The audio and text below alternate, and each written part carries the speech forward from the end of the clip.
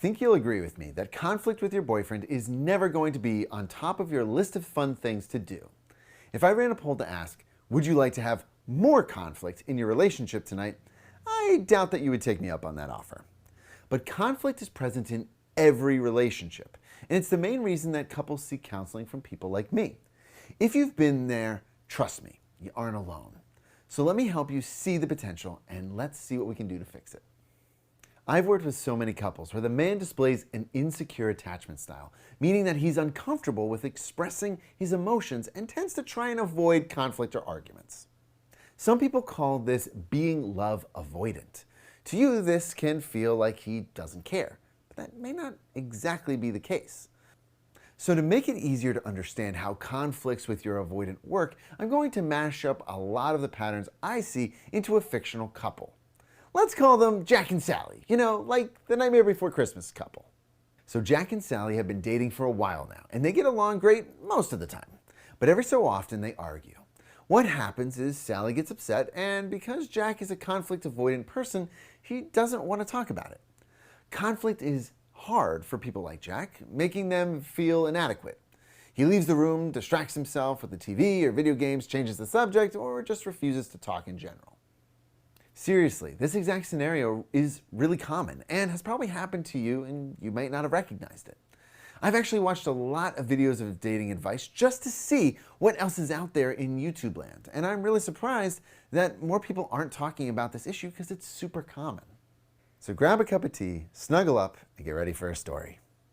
Sally comes home after a long day at work. She's tired and looking forward to seeing Jack. All the way home, she's thinking about the dinner he promised to make and how great it will be to have dinner, talk about their day, watch a little Netflix, snuggle on the couch. She comes home, says hi to Jack, and gets no answer. Jack is on his computer, totally absorbed in what he's doing. There's no hello, no surprise, and, most importantly, there's no dinner either. What the hell? He's had all day, and he didn't keep his promise. He couldn't even be bothered to say hello. She's getting really angry, and her emotional spark blows.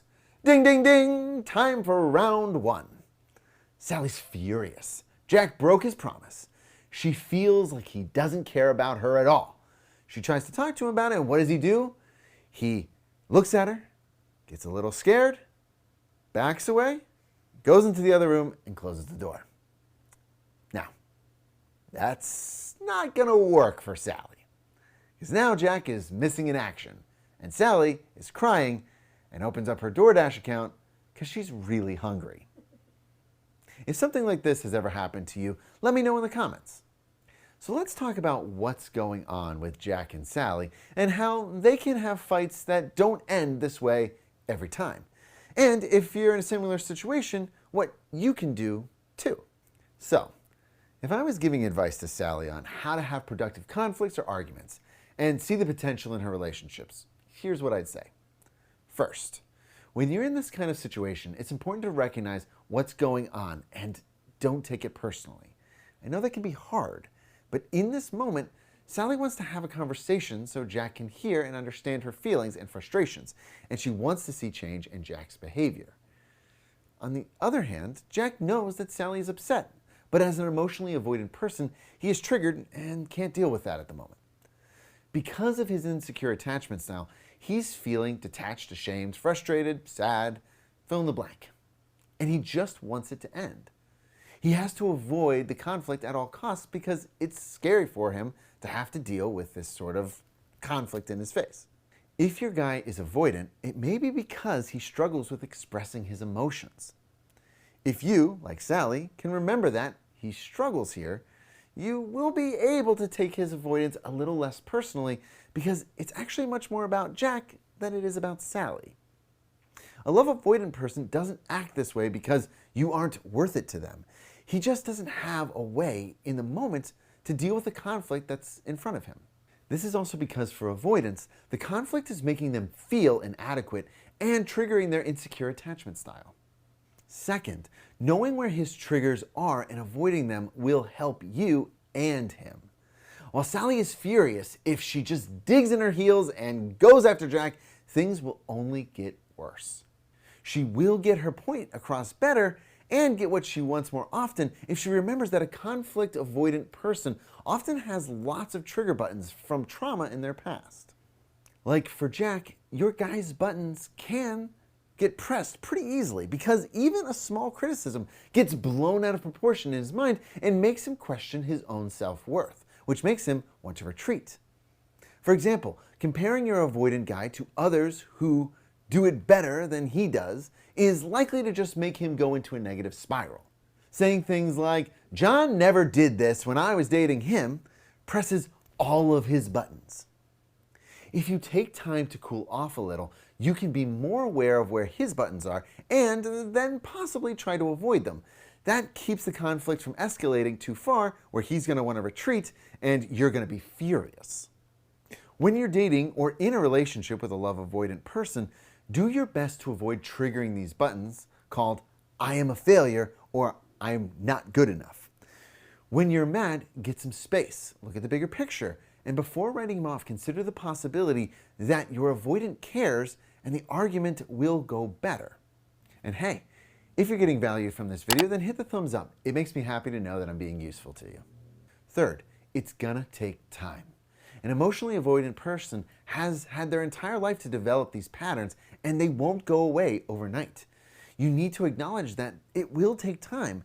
As Sally and Jack practice resolving conflicts, it will get better over time. Here's a tip to help you make progress with your love avoidant person. Chop your relationship goals into manageable, bite-sized pieces. It's easier to see the potential and work towards your goal in smaller steps. This will help prevent some of the big fights from happening in the first place because we're breaking them up into smaller bits. For example, let's say Sally wants Jack to text her more during the day and he has trouble remembering to do it. He could set an alarm on his phone or put a reminder on a sticky note to check in with Sally. This is a relatively simple solution, but it can make a huge difference in the relationship, both day to day and in the long term. At the end of the day, what's important is that you're making progress.